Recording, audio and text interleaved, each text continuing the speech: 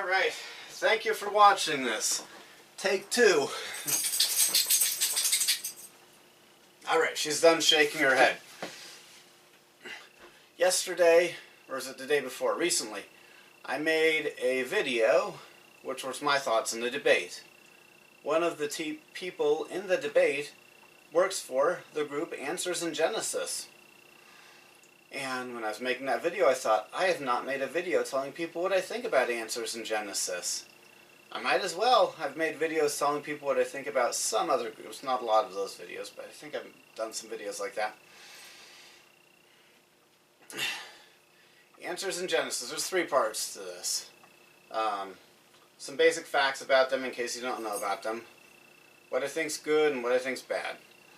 So, Answers in Genesis. They are a Christian group which is very eager to point out to people the evidences that this earth had to have been created and that Noah's flood happened. They believe the Bible is true. Their CEO is named Ken Ham. Ken Ham is an Australian. He moved to America. This is many years ago. Now he is old and gray and has grandkids. Not just salt and pepper, not beginning gray, he's all the way gray now. But I've seen videos of him in America. When he had zero gray hair and was much younger. Answers in Genesis operates a museum, and I forgot to double check where it is. Somewhere near the Ark Encounter, which is a fairly recently built thing. It is a recreation of Noah's Ark, but not a functioning boat version, a above water, above ground building fashioned on the outside to look like Noah's Ark might have looked and be the exact same dimensions. They also run a website and make broadcasts on the internet. A couple of times a week they have a news broadcast. Not where they are acting as the news source sending out reporters, but they find news stories and quote and comment on those news stories. So those are the facts. I appreciate Answers in Genesis' enthusiasm. I love the Bible, and they love the Bible. So I appreciate that.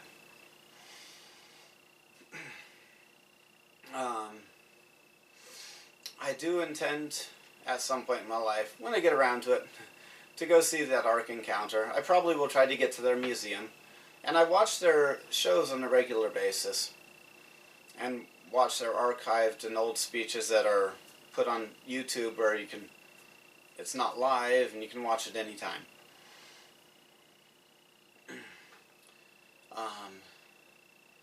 So I appreciate their enthusiasm about that.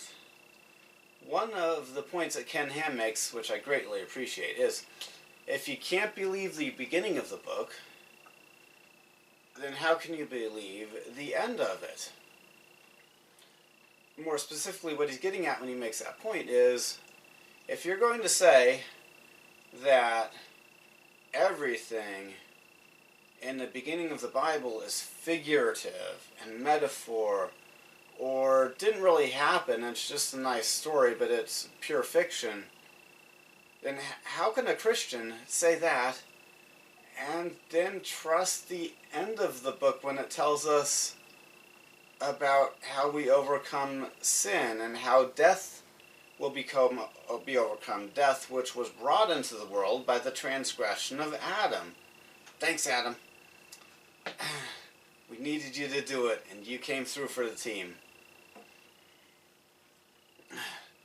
Alright, so that's what's good about them. Yeah, that's all the things I was thinking about saying that are good about them. Now, do I see any downsides to them? Oh, yes. Oh, the other thing. I like to watch Answers in Genesis' information because they are a great source for scientific information. Accurate scientific facts, discoveries, and information. Now, are there downsides to them? Yes, they are a bad place to go for your theology. They are wrong about a lot of things. Partly or mostly this is because they do not believe all that God has revealed. And, well, you're going to come to different conclusions about things if you don't read the whole book or the whole set of information that's available to help you understand it. So the Answers in Genesis comes to some very different conclusions than I do, coming from the background of being a member of the Church of Jesus Christ of Latter-day Saints. For example, Answers in Genesis, the people there, they talk like God's long-term plan for us was a lazy long time in the Garden of Eden. But that is not the case. God's long-term plan when He created this earth was for us to have this mortal experience we are having now. If you don't believe that, then you are saying that the devil outsmarted and outmaneuvered and or overpowered God in the Garden of Eden. And that's what Answers in Genesis is saying. Some combination of the devil overpowering or outsmarting or outmaneuvering God in the Garden of Eden. The Bible is crystal clear about Adam and Eve not having any children when they were in the Garden of Eden. It's not clear that they weren't able to, but it is a fact that nowhere in the Bible does it hint that they even had kids before the fall. So I don't understand how they would think that Adam and Eve were not having kids, and that was God's long-term plan, one man and one woman never having kids on this earth forever. Other things they get wrong is they have taken a position about whether there are space aliens, in other words, life on other planets out there in outer space. And they've come to a stupidly wrong conclusion about that.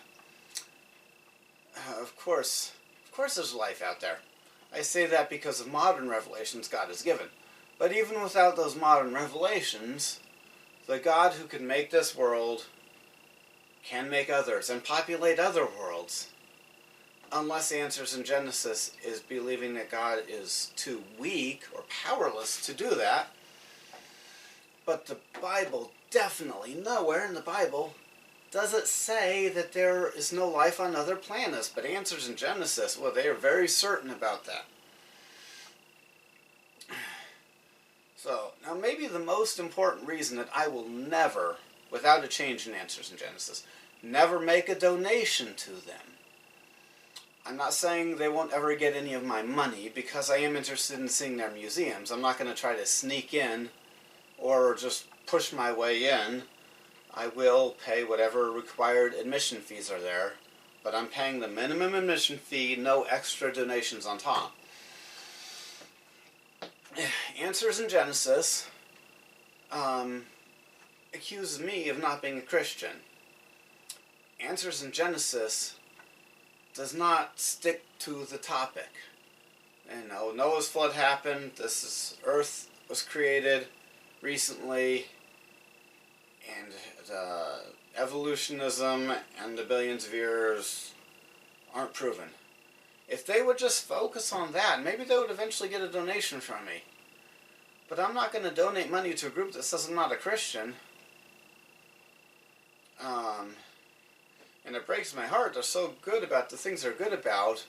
Why do they have... There's no need to do that.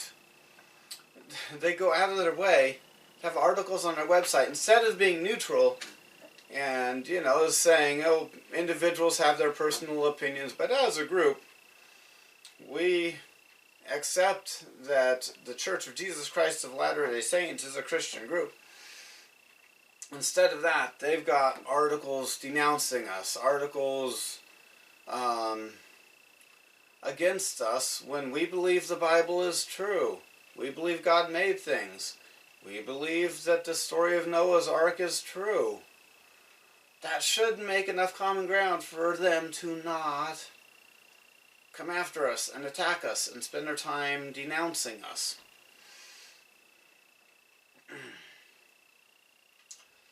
So I covered the basics, the objective facts about them, what I think is good about them, and what is the negatives.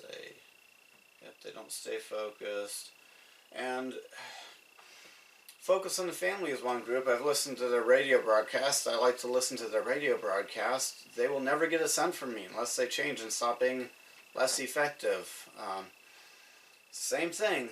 Their Focus on the Family, their intro to their TV and radio shows makes them sound like a Christian group for all believers of the Bible. But years ago when I tried to put comments on the forums, when Focus on the Family ran internet forums, I found out they're not for all Bible-believing Christians. They're not focused on their thing. They're a full-fledged sect in their own right, who speaks about all subjects, not their focused main point or thing that's part of their name, that they're named after.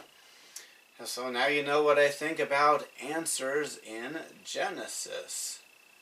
And thank you for watching.